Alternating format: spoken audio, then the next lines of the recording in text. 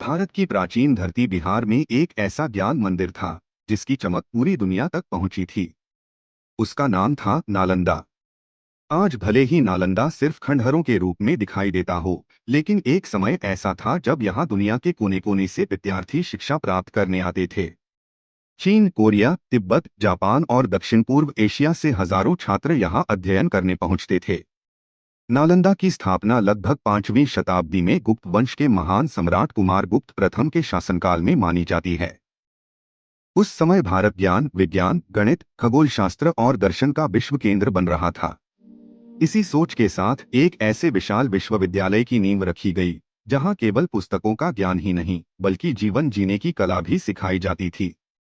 नालंदा शब्द का अर्थ माना जाता है ज्ञान देने वाला या ज्ञान कभी समाप्त न होने वाला। यह केवल एक विश्वविद्यालय नहीं था, यह एक जीवंत नगर की तरह था, जहां हजारों विद्यार्थी और आचार्य साथ रहते थे। यहाँ विशाल पुस्तकालय, ऊंचे मंदिर, ध्यान कक्ष, उद्यान और अध्ययन भवन बने हुए थे। नालंदा का पुस्तकालय दुनिया के सबसे बड़े पुस्तकालयों में गिना जाता था। कहा जाता है कि इसमें लाखों पांडुलिपियां सुरक्षित थीं। यह पुस्तकालय इतना विशाल था कि इसके कई भाग थे, जिनमें से एक 9 मंजिला भवन बताया जाता है। यहाँ प्रवेश पाना आसान नहीं था।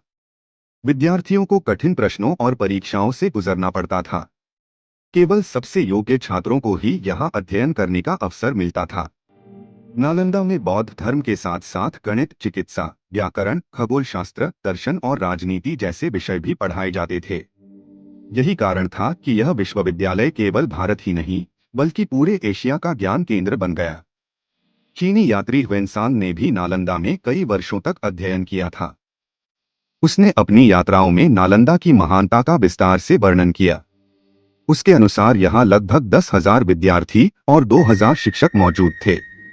कल्पना कीजिए, उस समय जब दुनिया के कई हिस्सों में शिक्षा की व्यवस्था भी विकसित नहीं हुई थी, तब भारत में नालंदा जैसा विशाल विश्वविद्यालय ज्ञान की ज्योति फैला रहा था।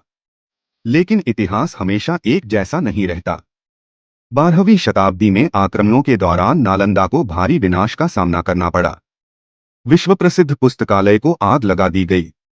कहा जाता है कि पुस्तकालय में रखी पुस्तकों की आग कई महीनों तक जलती रही। इसके साथ ही दुनिया का एक महान ज्ञान केंद्र धीरे धीरे इतिहास के पन्नों में सिमट गया। आज नालंदा के अवशेष हमें उस स्वर्णिम युग की याद दिलाते हैं, जब भारत को विश्वगुरु कहा जाता था।